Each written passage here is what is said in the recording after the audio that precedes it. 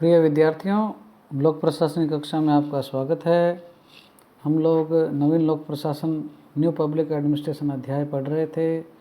इस अध्याय में हम लोगों ने हनी प्रतिवेदन, फिलाडेल्फिया सम्मेलन और मिनो-ब्रुक सम्मेलन प्रथम 1968 के बारे में अध्ययन कर चुके हैं। आज हम मिनो-ब्रुक सम्मेलन द्वितीय के बारे में पढ़ेंगे। मिनो-ब्रुक सम्मेलन द्वितीय जो है वो क्या है, सितंबर 1988 में आयोजित हुआ। और यह क्या है, जो मिनो-ब्रुक सम्मेलन प्रथम जो 1968 में हुआ था उसके ठीक 20 साल बाद हुआ। मिनो-ब्रुक क्या है, अमेरिका में एक जगह है, उसके आधार पर इसका क्या है नाम रखा गया है। और मिनो-ब्रुक सम्मेलन जो द्वितीय है वो क्या है, उस समय के विश्व स्तर पर क्या है, मार्गरेट थैचर का जो स्टेट मिनिमाइजेशन है, जिसको हम राज्य संकुचनवाद कहते हैं, और बाज़ार का जो विस्तार है, बाज़ार की जो शक्तियां हैं वो क्या है राज्य पर हावी हो रही थी। उस वक्त के दौर में क्या है ये सम्मेलन आयोजित हुआ था। और उरुग्वे चक्र के रूप में क्या है, गेट जो है वो एक समझौता जो था उसको क्या है व्यवहारिक स्वरूप देने की क्या है कवायद चल रही थी।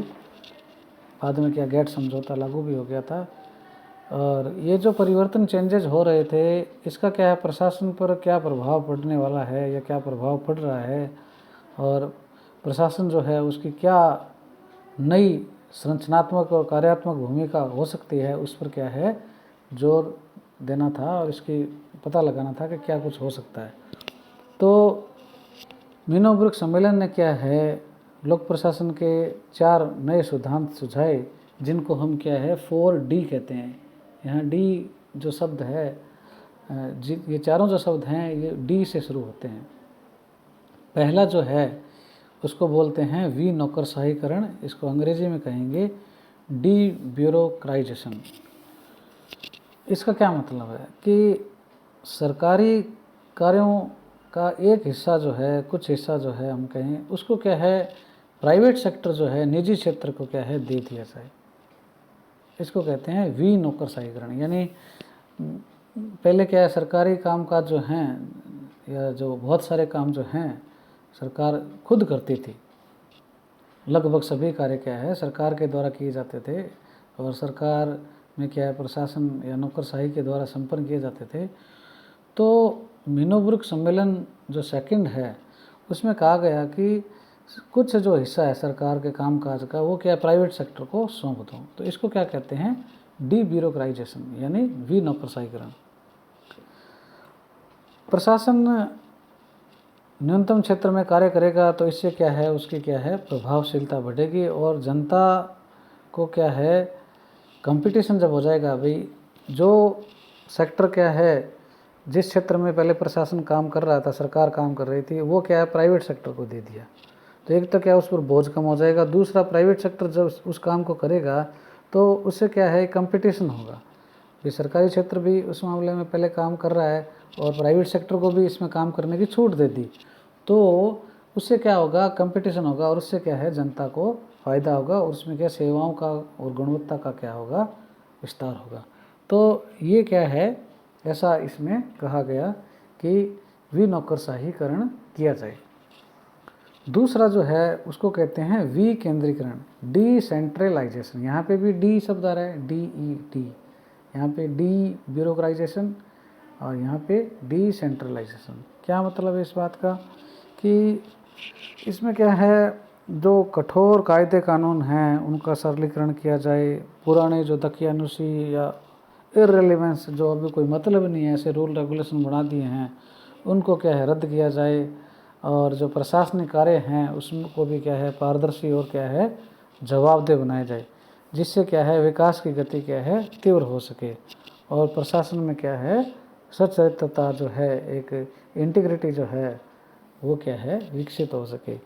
तो और जो पावर्स हैं डिसीजन है लेने की वो क्या है नीचे तबके पर क्या है उसको भी क्या है स्थानांतरित किया जाए, तो इसको क्या है डिसेंट्रलाइजेशन कहा गया। तीसरा जो है उसको कहते हैं विनिवेशीकरण, डी इन्वेस्टमेंट।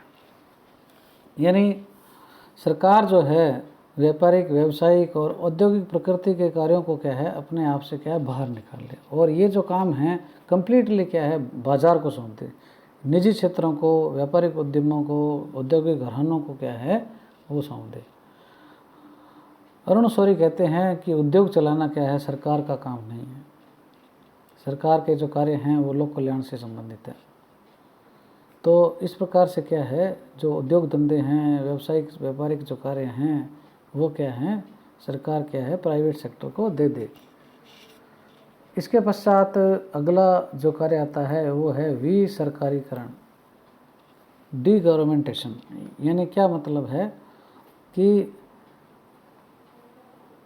सत्ता और कार्य जो हैं वो क्या है इस प्रकार से हो कि लोग क्या है ज़्यादा से ज़्यादा क्या है निजी क्षेत्र से अपने कार्य करवा सके। अर्थात क्या है सरकार क्या है अपने आप को क्या है कम से कम मतलब सरकारी क्षेत्र से क्या है मतलब जो काम है वो क्या सरकारी रहें और ज़्यादा से ज़्यादा क्या है वो प्राइवेट सेक्टर को दे दिया जाए। तो उसको क्या है डी गवर्नमेंटेशन कहा गया।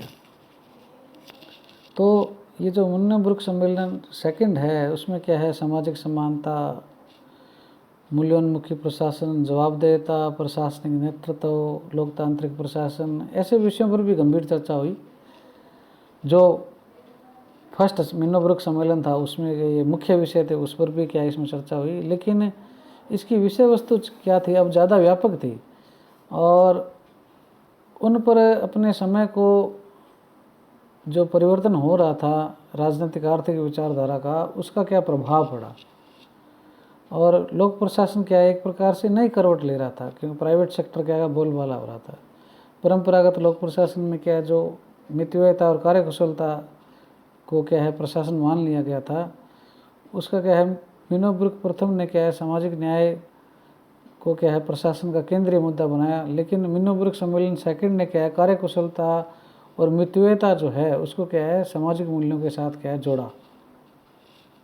मुन्नेब्रुक सम्मेलन जो सेकंड है इसने क्या है लोक प्रशासन के नेतृत्व और नीति के जो पुराने मुद्दे हैं उसके साथ क्या है तकनीकी और आर्थिक परिवेश को भी जोड़ने का प्रयास किया।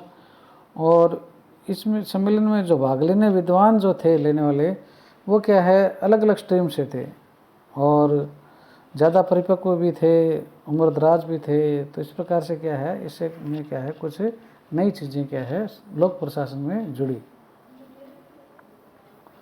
इसके पश्चात जो कोलंबस हैं उन्होंने भी क्या लोक प्रशासन के 3 प्रतिलक्ष्य अर्थात जिनका वो विरोध करता है वो और 3 लक्ष्य उसके बारे में भी बताया गया है कोलंबस ने।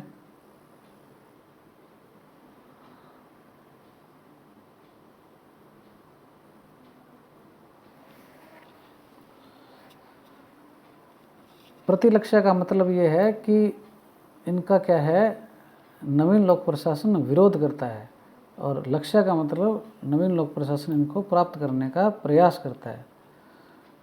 प्रतिलक्ष्य जो बताए हैं कोलंबस ने वो हैं कि यह क्या है प्रत्यक्षवाद का विरोधी है, अर्थात निश्चयवादी, नीति विरोधी, मूल्य रहित प्रशासन की परिभाषा को अस्वीकृत करता है। यानी जो प्रत्यक्षवादी जो विचारधारा है कि जो दिखता है उसी में विश्वास करता है उन चीज़ों का विरोधी है, बल्कि यह किसका समर्थन करता है निश्चयवादिता का, नीति विरोधी जो मूल्य रहित प्रशासन है उसको भी क्या है ये अस्वीकार करता है।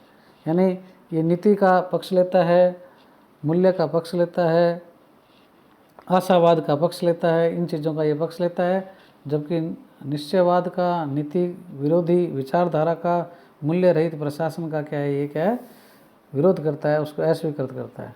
इसको क्या है इन तीनों बातों को एक शब्द में कहते हैं प्रत्यक्षवाद। तो ये क्या है प्रत्यक्षवाद का क्या है विरोधी है। और दूसरी बिंदु में क्या बताया गया किस चीज़ का विरोधी है, वो नौकरशाही और पद सोपान जो संरचना है हायरार्की जो स्ट्रक्चर है उनका क्या है एक सीमा तक वो क्या है उसको क्या है अस्वीकार करता है। वैसे तो ज़रूरी है क्योंकि बिल्कुल खारिज तो कर ही नहीं सकते, परंतु वो क्या है उस पर ज़्यादा जोर ना तो उसको एक मतलब साधन के रूप में काम लो, उसको ऊपर क्या है बिल्कुल उसी को सब कुछ मत मानो। तो इस प्रकार से क्या है इस चीज़ का भी ये विरोध करता है, तकनीक का भी क्या है ये विरोध करता है जिस तकनीक से क्या है मूल्यों का क्या है ह्रास हो। लक्ष्य भी हैं, गोलम्बिस्की ने नवीन लोक प्रशासन के 5 लक्ष्य बताए हैं। पहला है कि ये मानव जाति का अनंत विकास, क्योंकि उसमें क्या संपूर्ण बनने की क्षमता है, उसमें ये क्या विश्वास करता है कि जो पब्लिक है, मनुष्य जो है उसको क्या है विकसित होने दो, उसकी जो आकांक्षाएं हैं, अपेक्षाएं हैं, उसके हिसाब से क्या है उसको क्या है कुछ करने दो। सामाजिक परिवर्तन जो है उस पर जोर देता है, ये हम पढ़ चुके हैं। मूल्यों पर जोर देता है, यह ग्राहक अभिमुख है, अर्थात जनता से पूछो कि उसे क्या कब और कहाँ चाहिए। ठीक है, तो इस प्रकार से क्या है ये जनता उन्मुख है, पब्लिक ओरिएंटेड है। और जो करंट समस्याएं हैं उस पर क्या है अपना ज़्यादा ध्यान रखता है। सरोकार का मतलब उसकी ओर ज़्यादा ध्यान देता है, उससे संबंधित है। तो ये इस प्रकार से क्या है गोलम्बिस्की ने 3 प्रतिलक्ष्य और 5 लक्ष्य बताए हैं। इसके पश्चात हम लोग अगले जो क्लास है, अगले पीरियड में हम या अगले वीडियो में हम क्या है नवीन लोक प्रशासन की विशेषताओं के बारे में पढ़ेंगे। और आज की इस कक्षा में आपको किसी भी प्रकार का कोई प्रश्न या जिज्ञासा हो तो आप मुझसे क्या है व्हाट्सएप के माध्यम से संपर्क कर सकते हैं।